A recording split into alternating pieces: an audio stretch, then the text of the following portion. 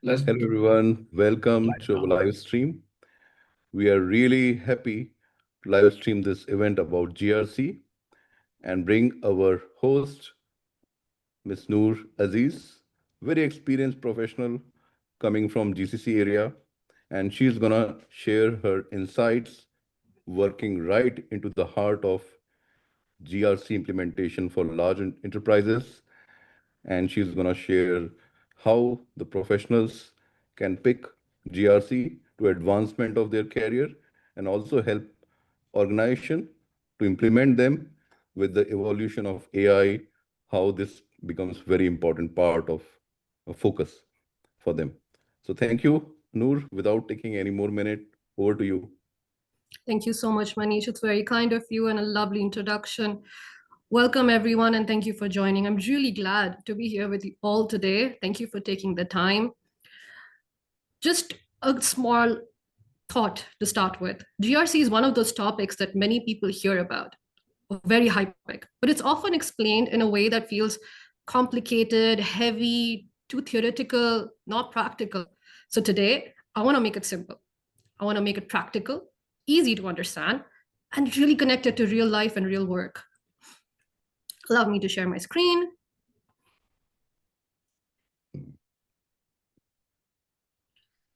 And if in the comments, all of you can just let me know if you see my screen, I'd appreciate that.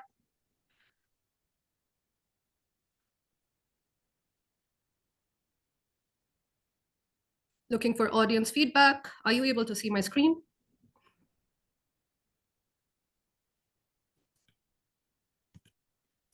Yes, I checked the feedback. They are able to see the screen. Perfect. So for myself, I'm Noor Aziz, working in governance, risk, compliance, strategy, operation, ISO-related management systems. And I hope by the end of the session, my goal basically is that I leave you with a clear and simple way to understand GRC and also a practical way of starting to apply it. So, you know what? We all know this. We already use GRC every single day, and we don't even know it. Like, we think GRC is a business term, right? Let's just think about it in daily life. One of the easiest ways to understand GRC is what we do 60% of the day, every day, driving. When we drive, we decide where we're going, right? We already have a final destination in our mind. Then while moving, we stay aware of what we could go wrong with. Of course, the biggest hurdle, traffic. We all know how hard it is to cross the traffic. The weather, the wrong turns, the distractions, the accidents. And at the same time, we're following rules just so that we don't get fined and half of our salary goes there. And then we also make sure we go there safely and properly. So without calling it GRC, we're already doing it. We choose the direction, we think about the risk, we follow the rules. And that's why I always say GRC is not something distant from life. It already exists in how people move, decide, and stay safe every single day. One simple line, just one simple line. If I had to explain GRC in the simplest possible way, I would explain it like this. Governance, G for governance, right? So it's all about who decides, who owns, where we're going. R, risk, it's about what could stop us, harm us, slow us down. And C, compliance, it's all about rules. What obligations, what commitments we must follow. That's it. Simple words, super important. And the key point here is good GRC is not about three things separately. No, it's all about these three things working together. You cannot have G working on its own universe, governance universe, risk universe, compliance universe. Of course, they're working their own angles, right? But if they don't work together, they're not integrated, it's not going to work. Because when direction is not clear, risk is missed. When risk is missed, compliance becomes reactive. And we don't want to be reactive. We need to be proactive. And when compliance is treated as a loan, just as is, it often becomes paperwork, administrative work, instead of something being really useful. So the real value is when they're all connected, when they're integrated, when they're working together as a team. Why GRC matters more today? Now, the reason it matters more, even more today, is because organizations are moving faster than ever. Teams are using AI. They're adopting new tools quickly. They're sharing more data. They're relying on third parties, and decisions are being made under more pressure and more speed. The cost of confusion is very high. The ownership is unclear. Things are moving without control. If the risk is not considered early, problems grow quietly. If compliance is treated too late, business ends up reacting instead of planning.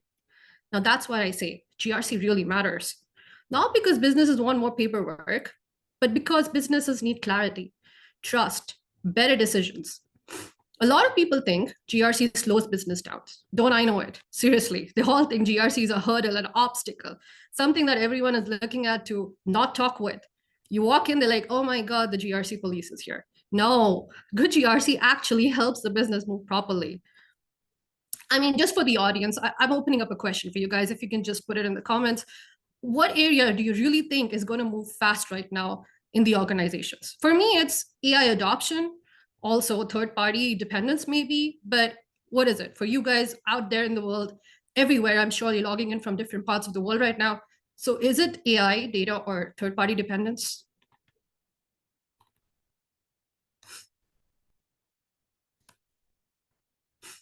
Do we have any responses?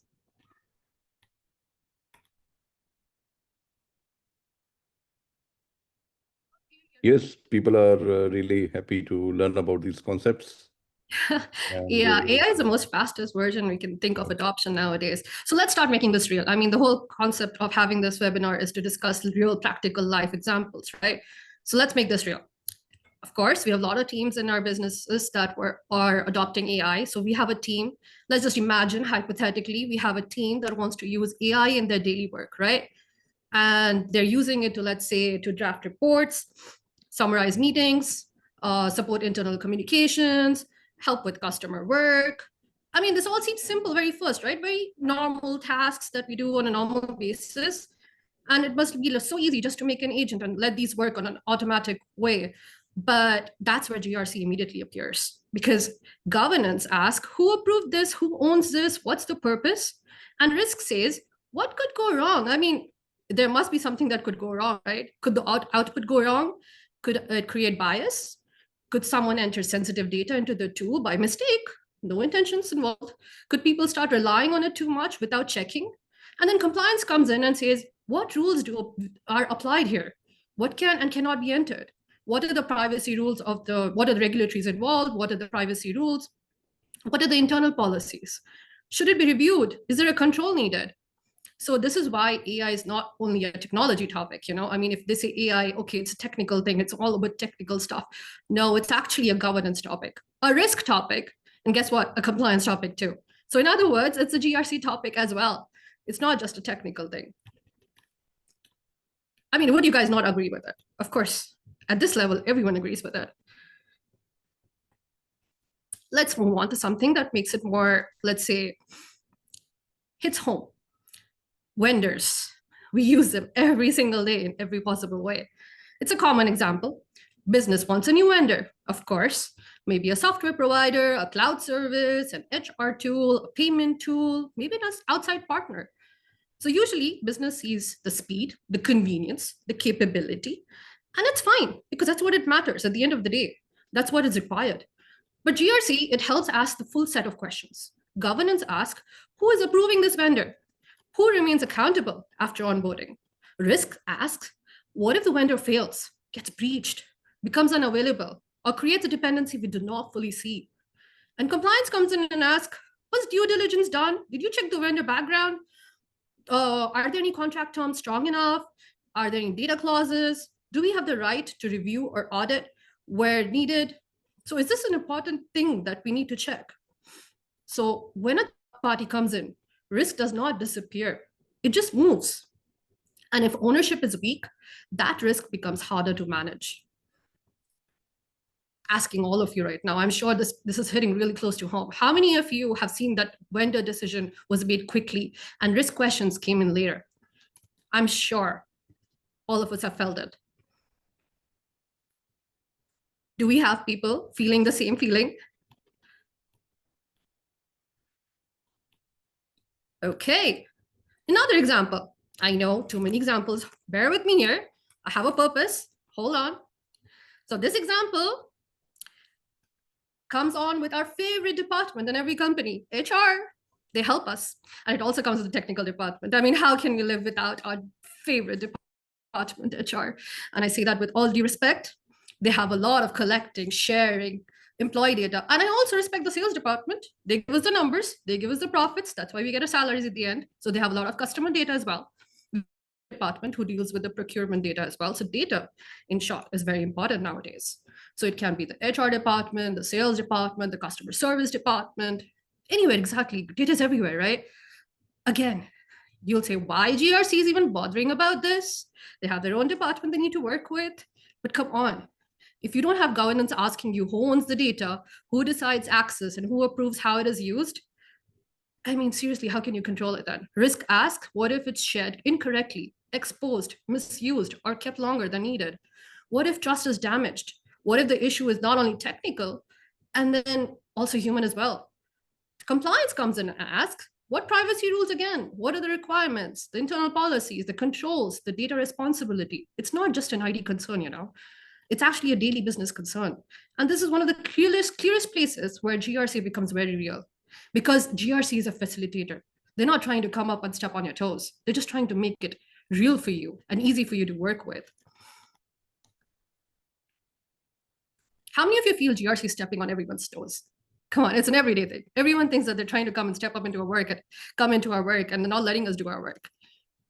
We really have to change the perspective. GRC is trying to facilitate. That's all they're trying to do. Now let's look at the other side, right? What does GRC look like? It often, that's what I said, it looks like we have no clear ownership. People assume someone else is responsible. Risk gets discussed too late. Towards the end, when does risk get discussed? Once it's a penalty, when there's fines, when a decision went wrong. Compliance becomes paperwork instead of guidance. And all the teams are working in silos, separately in different directions. And when something goes wrong, there's not enough evidence, there's no clarity, and not enough accountability. This is important because weak GRC is not always visible at the start. It often becomes visible when you're under the heat, when there's a lot of pressure, like an audit, which we never love. You are on the auditee side and you're feeling the heat. There's an incident, there's a failure, there's a disruption, there's a customer complaint. Oh my, that creates chaos. That is when organizations realize that the problem was not just the event, the problem was weak ownership, weak visibility, weak discipline just before that event. So for you guys, which one do you see most in real life? Is it the ownership problem? Is it the late risk discussion because there's no transparency? Or is it compliance being treated just like a paperwork? Which one is it? Manish, do we have someone saying something? Yes, Mohit says that it is bringing the delays quite often. Right. So true. So true. So what I want to leave you all with is a practical takeaway. If you do not remember all that I said right now, it's pretty cool. I don't expect anyone to. But all you need to remember are the 5 questions. Who wants a decision? What could go wrong? What rules apply? What controls do we need? What evidences do we need? And when do we review? Bow wow, when do we escalate? These questions are working in so many situations. The AI, the vendors, data, projects, process change, approvals, audits. These are the processes that we're talking about, these situations. They help move GRC from theory basis into daily work. You have to ask these questions early, not like late into the changes or late into the situation, because you end up having so many penalties later on. Not after the issue you ask them, no, not after the complaint, not after the audit finding when the auditor says, you know what, this is messed up. No, not after that. Early on. This is where GRC becomes useful. So as I'm coming close to leaving all of you, hopefully, with a lot of thoughts in your head, and hopefully a lot of approaching to understanding GRC in a better way, I want to leave you with the thought that GRC is not here to stop the business. It's out there among you to help business move with clarity, to help people make better decisions, to reduce avoidable problems, to protect trust, to create accountability, and to make sure Speed does not come at the cost of control. No, we do not want to control. We just want to facilitate. And if GRC says theoretical, a lot of people switch off. They don't see it. So when GRC becomes practical, simple, and connected to real decisions, it becomes one of the most useful parts of the organizations. This is what I leave you with to think about. Direction, awareness, discipline, all together adds up to better outcomes. How many of you agree to that? What part of GRC do you think is most misunderstood in real organizations? I really want to see those comments coming in, and I want to hear all of you right now. Manish, if you could have someone who wants to tell me how GRC is misunderstood in the real world organizations. Yeah, so one of the difficulty I hear in the comment section is the stakeholders, which should be the right set of stakeholders, especially in the IT industry, or the Right? roles which are needed to be part of, say, the governance framework. In the normal projects, they are mostly, performing role of Scrum Master, Product Owner. But for such governance structure, who are the right people at the ground level? Right. So the question is, how do we decide ownership, or how do we appoint the governance to the Correct. entire project? Is because it's spread out in different departments. That's when you come down and analyze risk first. You analyze what's getting impacted. You analyze the risk. You set in a structure where you are seeing what's at loss. And then you give that amount of share of control and ownership to those stakeholders. You can't just say, oh my God, you know what? He's the director, so let him have it. No, that's not how it works. Oh my God, he's handling the project, so let him have just more burden on him. Let him handle the whole thing. No, that's not how it works. You really need to analyze the risks first. Once you do your analysis of risk, you will understand the bigger picture, the bigger impact. That's when you decide who gets the ownership and the accountability, what share of it, and how much. And at the end, you're complying. Win-win for everyone. So it Do we doesn't have require a new role, but rather, Yes, existing it role. never, it's, you know what people think? This is a new hire or a new person coming in with a new title and they're going to boss over us. No, you can do it within yourself. Seriously, they really think that. I'd be like, oh my God, GRC just walked in, governance officer walked in, compliance officer walked in. It's a big, let's say, awkward moment when the officer walks in and you're like, oh my God, the police officer's here, or they're going to do something. No, that's not how it is. Internally, the stakeholders are already doing their tasks unconsciously or subconsciously, and they don't even know it. You just have to look at it that way. Great. Thanks, Rajan, for this question, and I hope you have a detailed response. Next question comes from Mr. Sudhanshu Arora. Hi, He's Sudhanshu. a safe agilist, and he's asking that the GDPR, very famous GDPR coming from Europe, which pillar of GRC it falls under? Which pillar of GRC can he make that question better? The Can you GDPR be more law specific? falls under which pillar of GRC? GDPR falls under which pillar of GRC? Okay, I would say the regulatory, the compliance pillar, because you are complying with the data protection laws. Of course, it's impacting your risk management at the end of the day and governance, but I feel it's more regulatory because the government has enforced it. So it's more under the C category, that's compliance. So that's a pillar I would choose. Mhm. Compliance is the right pillar. Right, because you're complying, you need to be 100%. Otherwise, you're going to get penalty right from the government. You don't want that. And this also brings answer to our another question, I guess. Please help me there. The question asked is, who will be the accountable for GRC and wider industry perspective, rather than a company or in general, but in industry, for example, manufacturing industry, pharma industry, healthcare industry, telecom industry.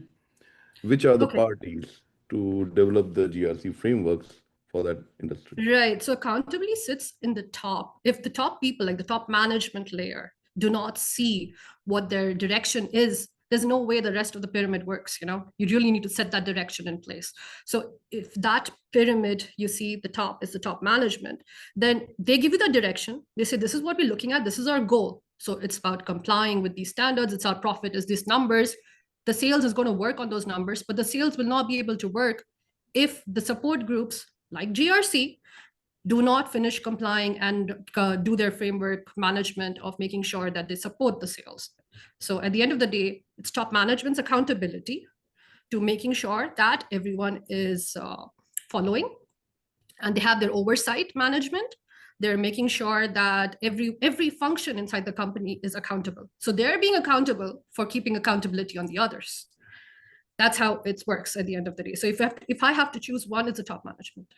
The board of directors to start with, of course, then the top management, of course.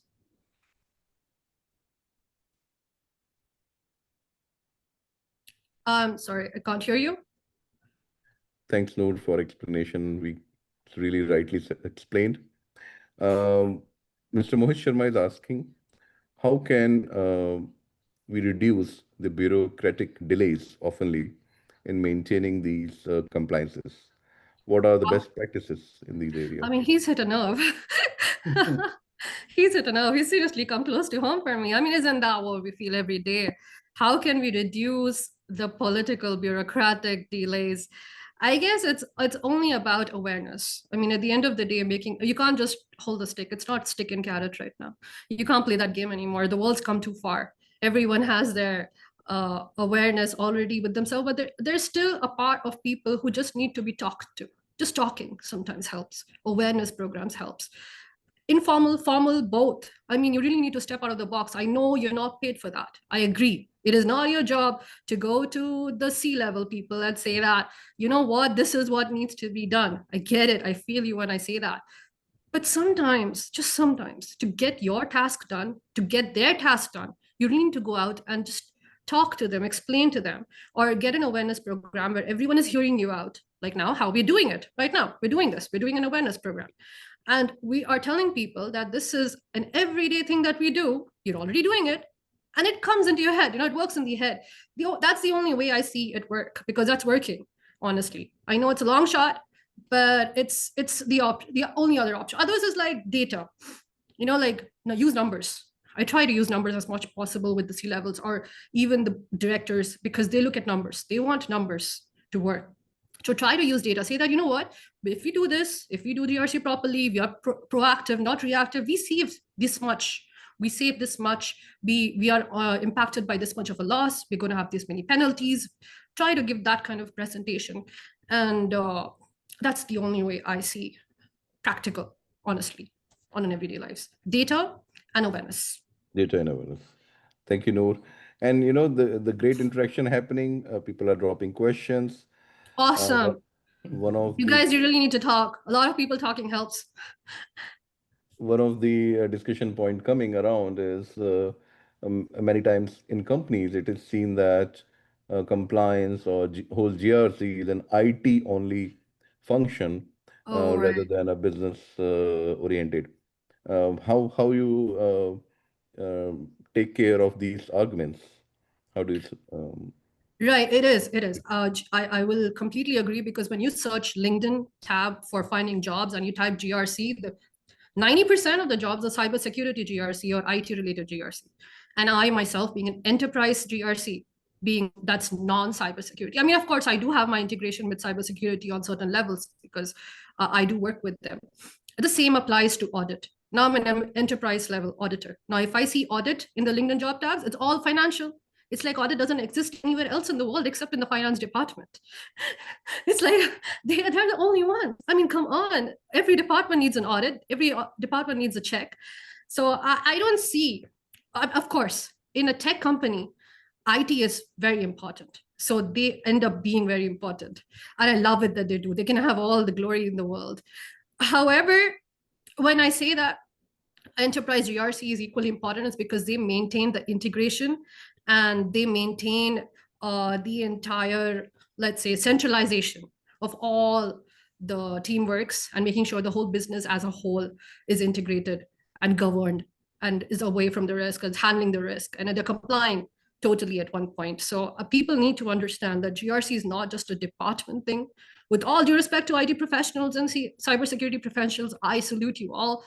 But I guess enterprise GRC holds a commendable value as well. because we are trying to keep the business floating and thriving by doing what we do. Thanks, Noor, for your perspective. Mr. Oscar Garcia has got a Hey, very good Oscar. question. Hi. Thank you for joining. He brings a very important question. He says that with AI and other evolution happening, companies are looking, organizations are looking for speed, and Yeah. oftenly these mechanisms are seen as anti-pattern of agility. They become Okay. bottlenecks, stoppage into various initiative, and they want to hear basically how you apply the strategy of embedding these compliance controls into normal operations so that it doesn't basically stifle the innovation and speed of overall execution. Right. So I started with this. I mean, that's a great question because we are again feeling this on an everyday basis. I hear you. I feel you, Oscar. It's totally understandable and relatable with everyone who is in the business, no matter the department. I started with today's talk by saying this. GRC is not a hurdle, a person who wants to stop the business, or GRC is not a department or a team who wants to stop the business. All they want to do is keep the business going and thriving. And what it actually means is GRC is doing the hard work for you. And as long as you are seeing it that GRC is a facilitator, they're not going to hurdle your business at all. The whole perspective needs to be changed. A change management is what I would say, in terms like you really need to see the perspective. You need to have a strategy where you're building something with predefined guardrails and you're having a, let's say, integration into the existing model that you have already with the existing workflows without hindering the business, without stopping any of your businesses, then definitely it'll work. I mean, take it slow. Of course, it's going to take time.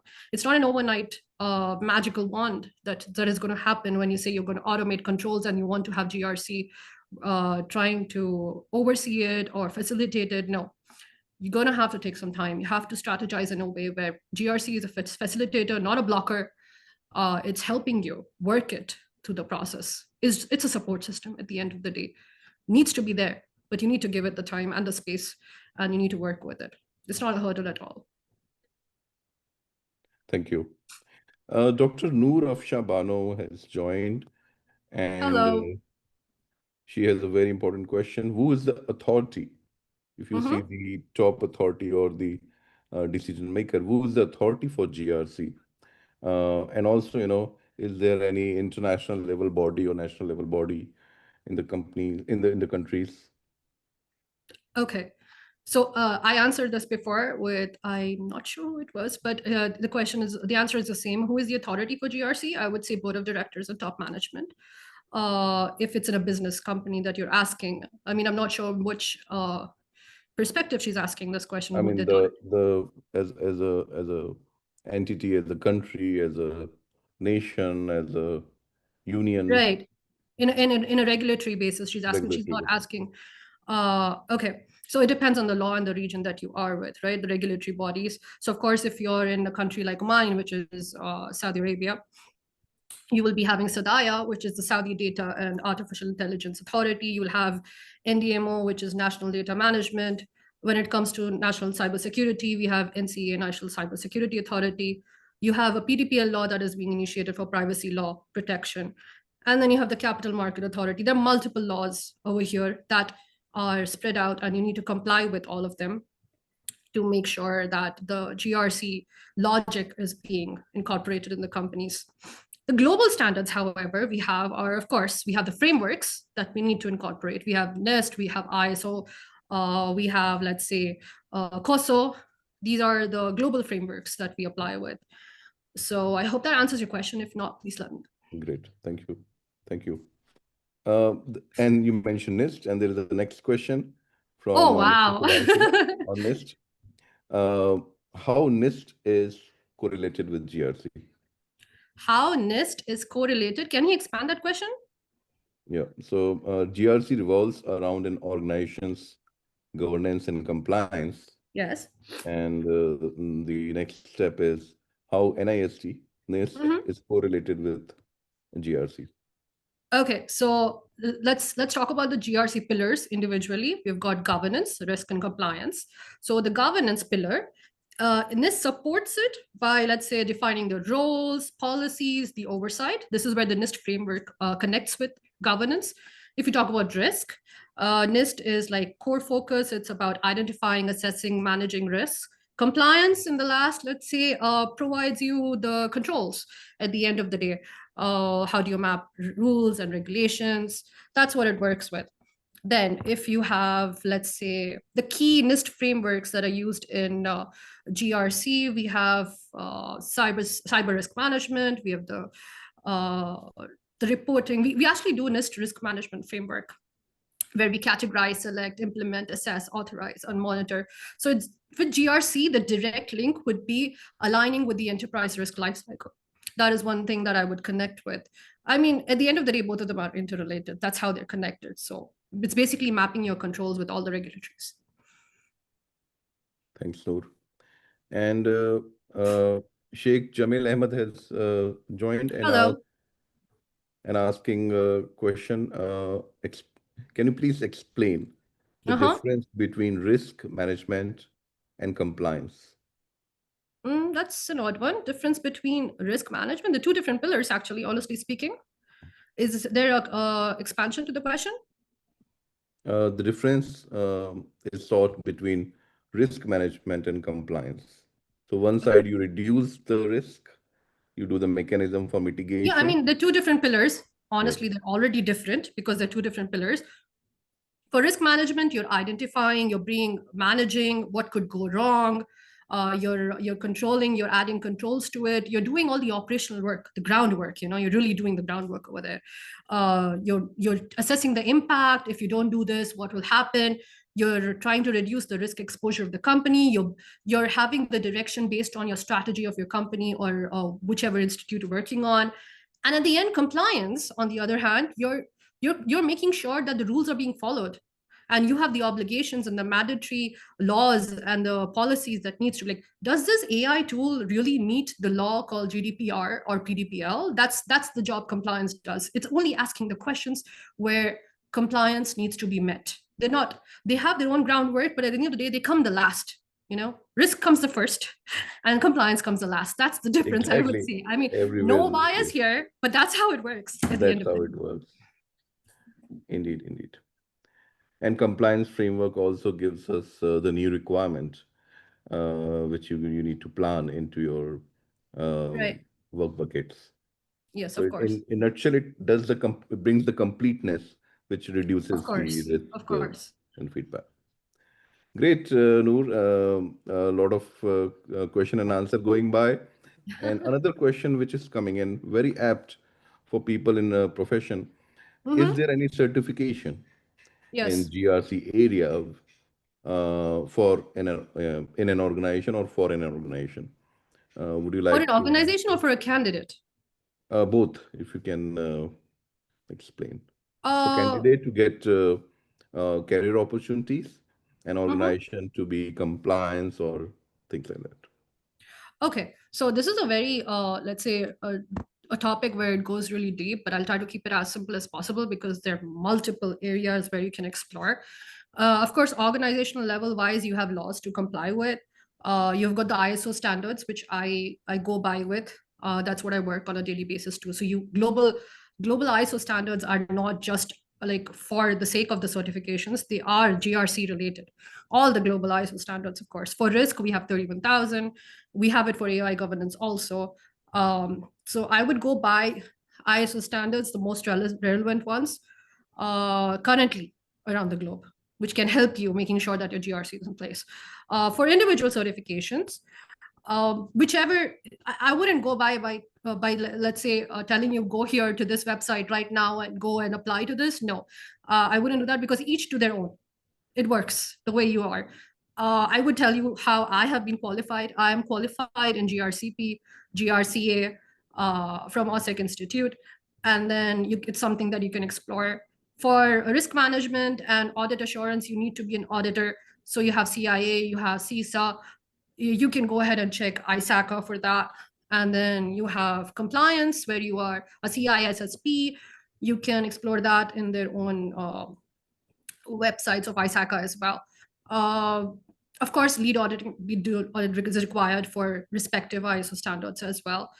Myself being a lead auditor for multiple ISO standards, it's a requirement. So that's something basic. Of course, you can reach out if you need to discuss more. Great. So folks, we will continue this discussion also offline. So in case you need more information, we can reach out to Noor. Noor, should we take a last question? Sure, I'm yeah. open. Yeah. And this question comes closer to AI. Mr. Okay. Rakesh Chandra Verma is here, Hi, Rakesh. and he want to check what should be the best approach Mm-hmm. to map AI use cases to regulatory frameworks. AI cases to regulatory frameworks. Is it for like a global version, or he's a country in mind? Global. Okay. Map AI cases. It has to be specific. AI is technical for him. Yeah. Technical AI. Correct. Okay. So the short answer would be mapping AI cases is like regular user stories, like treating AI just like any other capability. I'm not going to look at like AI cases. Any case at the end of the day needs to be mapped with regulatory cases. That's how I look at. Of course, we have our own bias to our departments. If I'm working in IT or I'm working in sales, I would say, how do you map sales to regulatory? How do I map IT? But when I look at it as GRC, I see it as a function. I see it just as a normal business function, a very simple business function that needs to be mapped to regulatory. So you need to have integrated set your business, what you value in your case, what is your technical part of it, what is your governance, whether you have your internal controls, whether you have like the business objective, what is the data being used, if the AI function is like predict, classify, generate, the same kind of format that we use, but what is the risk, what are the controls, who is the owner, is this the business, the tech department, or is there a GRC ownership also there, and what is the evidence required? So I would start with risk, because that's what is the basic assessment that we start with. Check if it's low risk, medium risk, high risk, and then we would move ahead from it. I mean, I know it doesn't answer your question completely, I accept, but that's where this is the shortest version I can give, because this is a topic in itself to talk about. This topic. You're free to reach out, Rakesh. Yeah. And maybe, we can also bring you back in our platform to deep dive in certain areas. I believe I am getting few more questions. Noor, is time allowing us to take a couple of more? Maybe. I think we can have another 5 minutes and then we could wrap it up. All right. The question comes from Mr. Oscar. Hi, Oscar. The Same, organization. Oscar Garcia? Yes. You're welcome. And most organizations treat GRC as three different reporting lines. True. Which often leads to compliances for the sake of, ticking the box. Yes. And he's asking from your practical experience, what is Mm-hmm. the single most effective way to pivot from ticking the box or checking the box, but to use GRC data as a strategic asset in organization? Oh my God, already said and spoken, but Or however, I love it when people keep saying that, because I see that we all feel the same. And it's the most important point to say that the GRC is literally the point, the center of the point where you need to make a business have, it links everything. It's a single most link that connects business decisions, KPIs, we track so much. It's that one model that you need to create, so that we have like one chain. You have the assessment of risk, you have like the control, the impact, the decision. So in my practical experience, what I could do was I tried to show the impact through numbers or through reports, practical impacts and risks that I assessed, and I showed the impact at the end of that. This is costing us to the revenue. This is going to affect our revenue. It hits really hard with the numbers, the cost, the operations, what can we do to increase efficiency if we integrate this, if we govern this better, if we reduce the risk in this particular function of, or if we comply with these regulatories, this is the impact, this is what we get. If I show that, when I did show that, I would say it made an effect. My practical experience goes only in this way, where you show the data and the risk and the impact to the people who are in control and make them aware, then definitely it helps. Thanks, Noor. So the last question to wrap up in our timeline, how important are internal audits and how can organizations prepare for external audits in smarter way? The question comes from Mr. Mohammed Yasin. Mohammed Yasin, hi. Wow, audits, hot topic. It's really nice. It's like internal audits are treated like something that no one wants to be in. They feel checked, right? But that's not the case. Audits are there to help us to check ourselves, of course. They're not here to burden you with rules and controls. The question exactly is, how important are they to us? Now, if you don't have a checking system, you don't know where you're failing. It's just a checking system at the end of the day. In simple language, audits are checking systems. Don't see them otherwise. Don't see them as some people who are trying to rule or check your work, or don't take it as an offense. It's just readiness of checking our things if we are in good place. If someone is telling us, you know what you're doing is okay or not right, it's fine. Take it as a positive sign. Get yourself ready. Try to change the controls. Try to change the internal controls if you can, and make sure that you work around with it. So that's why we have internal audits and we have external audits. Internal audits help us to prepare for the external audits, and we get ready for them. External audits, of course, the only way I would say in practical experience to be ready is to make sure that we clear an internal audit in an amazing way and have very less non-conformities, not have any errors, make sure our findings are perfect, evidences are good. You brief the stakeholders. Briefing stakeholders is so important because you might be the person of contact, but stakeholders are the one who will end up communicating with the external audit. So brief them of how to respond to the external auditor, have clear transparency of what needs to be communicated, no explanations, just clear communication, and make sure all the findings are in place, which are complying with all the clauses, with whichever regulatory audit you are having. That would be my answer. Thank you, Noor. Really great insights and really great discussions. I think you're welcome, all of you. our Thank you all.